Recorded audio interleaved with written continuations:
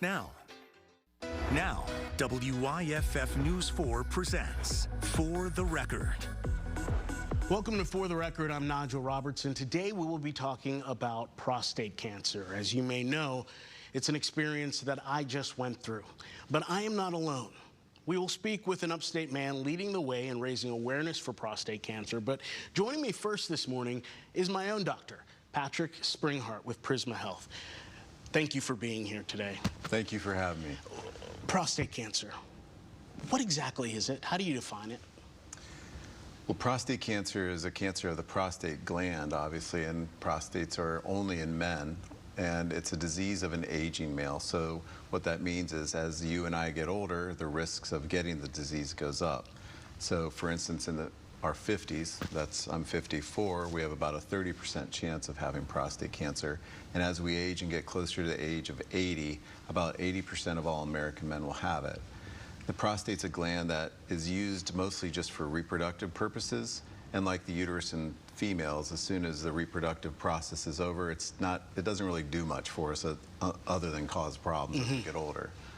When I got the confirmation on August 21st that I had prostate cancer, I was literally in the middle of a whirlwind. I was terrified. I was terrified before. And then I met with you. And I realized I'm not alone. And I'm not, quote unquote, broken. First, are you seeing more and more men like me coming in with the questions, with the fear? You know, I think you bring up something that's unique, which is your own experience. But the one thing I will tell you that I loved about your first visit is the fact that you brought your wife.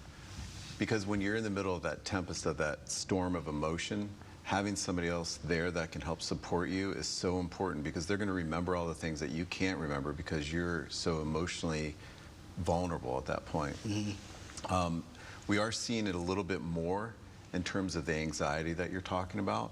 And I think that's a product of not necessarily the internet per se, but the fact that people have so much access to information. And when they get that information, they don't know what to do with it. But it's really the relationships that we build between the doctor and the patient that are important, so that we can help guide you through that process, because that's truly our job. Do we know why the numbers are going up?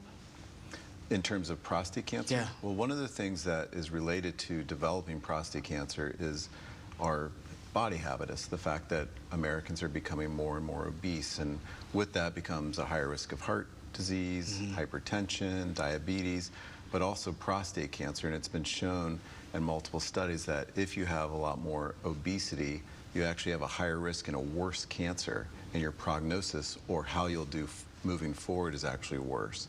So that's one of the contributing factors as well in society.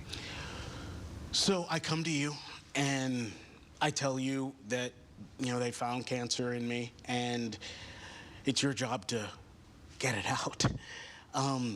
Everyone has a different story. Every lab is unique to who it belongs to. How do you as a doctor get your arm around dealing with that reality day in and day out? Well, I think the first thing is just to listen, because to understand someone, I have to know your perspective and where you're coming from, because you have so much information that you've potentially already looked up. Some people have no information when they come in. So I think that's the first thing that is imperative that we do, is just listen, and then try to understand where you are in your journey, and then interject ourselves into that journey to help move you along that continuum. Did that answer your question? Oh yeah, absolutely, absolutely. And then, so for me, I had this surgery. The name of the surgery is? Well, it's a prostatectomy, which means to remove the prostate, but we use a robot. It's not the robot that does the procedure. It's the surgeon doing the procedure, and it's done laparoscopically through little holes. And that's really set that procedure apart from when we used to do it open, like when I was training hundreds of years ago. Right. The blood loss was markedly more, the complications were greater, and the hospital stay was greater. Now we use a robot, so as you know, the complication rates are very low. You get discharged the next day, and you hardly have any blood loss. So A prostatectomy is what it's called that you had, removing the prostate, and then you could take it from there. And Yeah, and it's amazing, the fact that you can go in there, you could do that, and then I was walking that day, not well and not fast, but I was walking that day, and then, like, as you told me in the hospital, you wanted me to walk more, and before I went home, and then I go home, and then recovery happens. For those who don't know, my labs came back, and they read that it appears you got it all. That's right. And there was no cancer in the margins, That's as right. they say. So, but now I have to get checked every few months.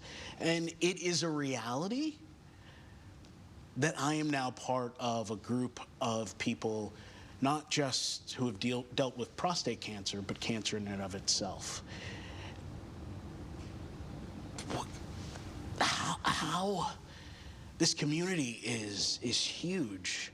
And how, as a doctor, do you deal with bringing the healing or bringing the people through it, and then what happens after? Well, I think, just before I answer your question, I want to say that I want you to know, as a man and in your role, how important it is that you are vulnerable. You're showing our community how important it is to be screened. And that is bigger than anything. It really contributes to how you are as a human being. And I just want to say it's such a pleasure to take care of someone like that. But what we're trying to do is we are trying to bring awareness, and your next guest is going to talk about that and the importance of that.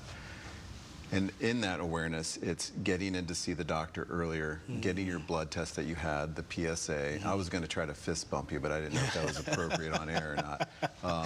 But congratulations. Thank you. But that PSA test is an inexpensive test to help screen men, to get men in to make sure they do or they do not have the disease. And in your case, unfortunately, it was elevated, and so we did find out that you did have the disease, and you did walk through that process with us and making sure that you could be cured from it. So in terms of the community at large, I just think continually explaining to people why it's important, because sometimes people don't know the why behind why they go to the doctor. Why do I need to see my doctor? It's because if you catch it early, you can be cured and be rid of this. And I think that's to your point about the importance of community engagement and your role as a member of the community and being able to deliver that message.